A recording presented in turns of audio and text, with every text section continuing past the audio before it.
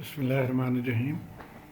इस वीडियो में हम नोडल एनालिसिस के बारे में पढ़ेंगे और प्राइमरीली हम एग्जाम्पल 10.1 को समझेंगे।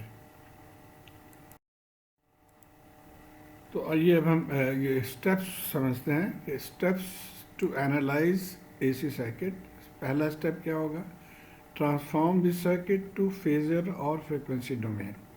तो सर्किट को हम टाइम डोमेन से फेजर डोमेन में ट्रांसफॉर्म कर लेते हैं ताकि हमें सर्किट सॉल्व करने में आसानी हो। उसके बाद हम उसको सॉल्व करेंगे जो भी टेक्निक हमें पता है उसके ज़रिए, और जो आंसर आएगा उसको फिर हम वापस लेकर आएंगे फेजर डोमेन से टाइम डोमेन में।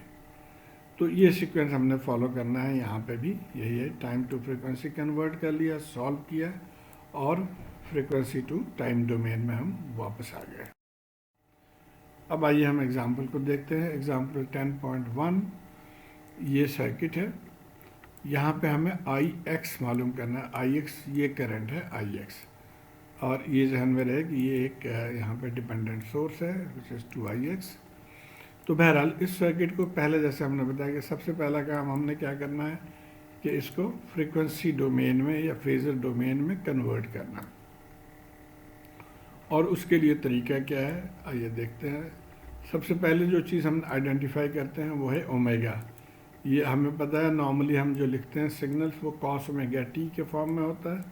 तो यहाँ से अगर हम देखें तो ओमेगा 4 के बराबर है, 4 रेडियंस पर सेकेंड। एक तो ये चीज़ आइडेंटिफाई हो गया। उसके बाद आपने पहले पढ़ा है कि फेजर में कैसे कन्वर्ट करते हैं। अब ये 20 cos 4t है, तो 20 इसका मैग्नीट्यूड हो गया और इसके साथ एंगल कोई नहीं है टी के साथ, तो इसलिए हम इसको कहेंगे एंगल 0। कि इंडक्टर को कैसे हम लिखते हैं, जे ओमेगा एल। तो इसको अब जे और ओमेगा हमारे पास आ गया 4 और एल है 1, तो ये J4 हो गया।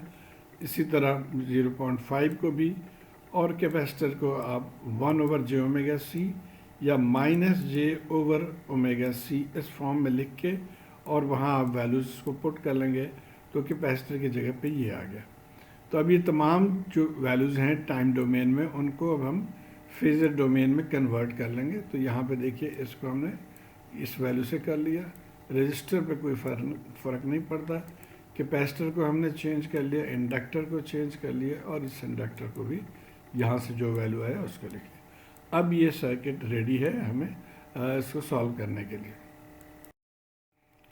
तो हम यहाँ पे थे। अब हम सबसे पहला काम ये करेंगे कि हम नोड्स को आइडेंटिफाई करेंगे। ये देखिए नीचे जो है इसको, ये एक नोड है, इसको हम कहते हैं रेफरेंस नोड। यहाँ पे एक नोड है, इसको हम कहेंगे नोड नंबर 1, और ये है नोड 2। और इसके ऊपर फिर हम वोल्टेजेस फर्ज कर लेंगे अपने तरफ से कि नोड 1 पे जो वोल्टेज है उसको हम कहेंगे V1, और नोड 2 पे जो वोल्टेज है उसको कहेंगे V2। रेफरेंस नोड पे कुछ नहीं लिखना, यहाँ पे 0 वोल्ट होता है। अब यहाँ से हम नोडल इक्वेशन लिखेंगे। हाँ, एक चीज़ और हमने कर दिया कि ये करंट डायरेक्शंस मार्क कर लिया हमने अपने तरफ से। ये तो ऑलरेडी गिवन था, इसको हमने फ़र्ज के लिए कि इन हो रहा है, यहाँ से ये आउट हो रहा है। अब ये दूसरे नोड के लिए ये इन हो गया और यहाँ से आउट हो गया, और ये भी इन है। तो इनको जहन में रखते हुए KCL इक्वेशन हम इस नोड पे लिखेंगे। तो KCL एट नोड 1। अब यहाँ पे क्या है, ये दिस करंट इज एंटरिंग, तो इसका मतलब इसके लिए हम क्या लिखेंगे, ये वोल्टेज जो 20 वोल्ट है यहाँ पे है 20 - V1 divided by 10। So 20 - V1 divided by 10 आ गया।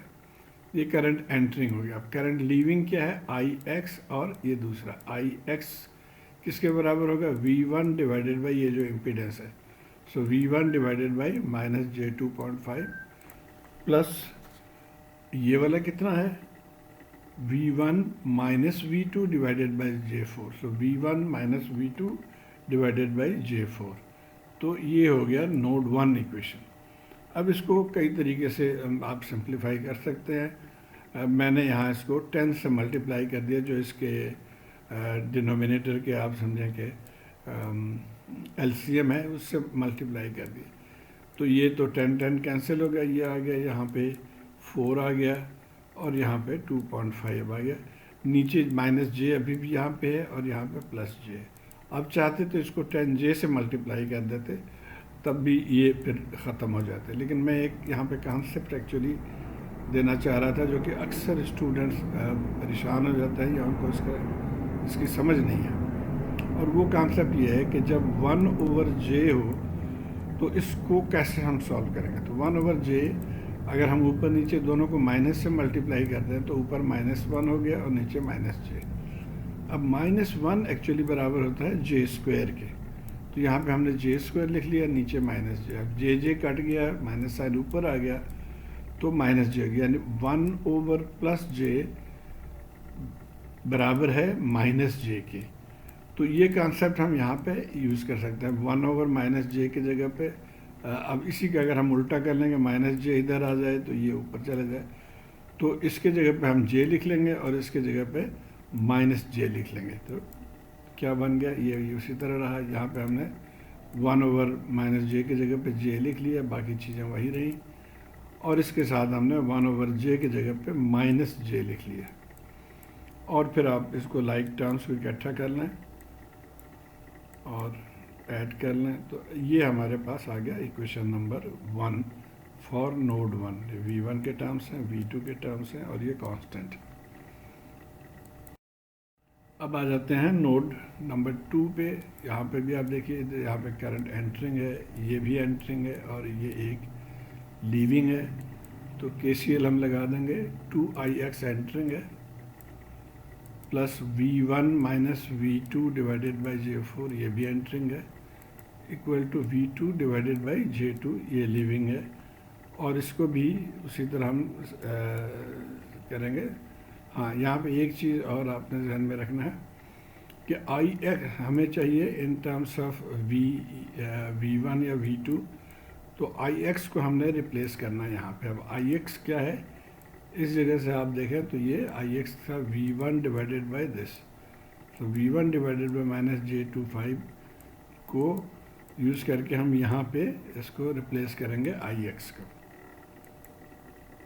अब देखिए ix को रिप्लेस कर दिया तो अब हमारे पास सिर्फ v1 और v2 के टर्म्स में इक्वेशन है, और इसको अब 10j से मैं मल्टीप्लाई कर रहा हूँ, j10 से। तो आप आई होप इसको फॉलो कर पाएंगे, ये हमारे पास आ जाएगा। इसको हम सिंप्लीफाई कर लेंगे तो ये हमारा फाइनल इक्वेशन आ गया, इक्वेशन नंबर 2।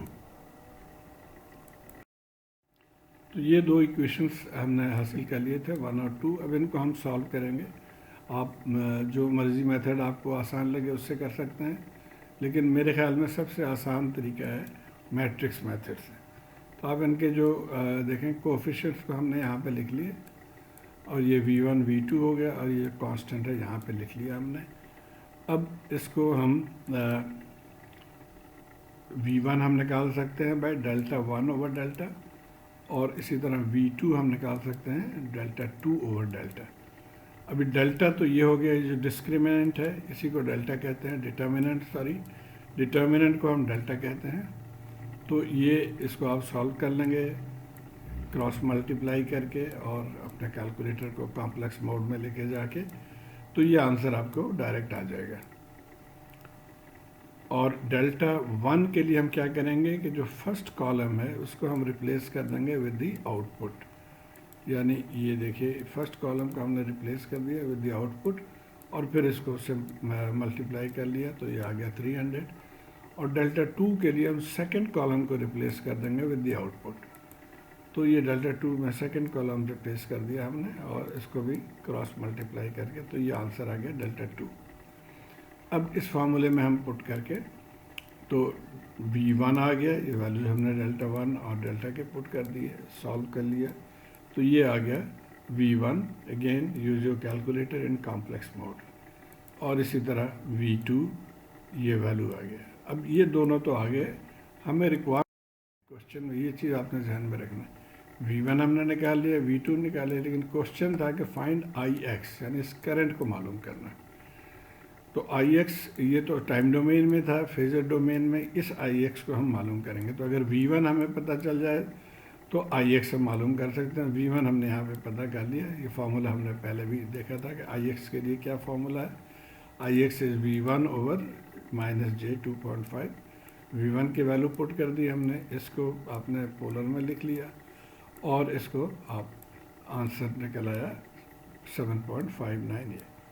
अब ये फेजर डोमेन है, टाइम हमें चाहिए टाइम डोमेन में, तो इसको अब हमने वापस जाना है टाइम डोमेन में।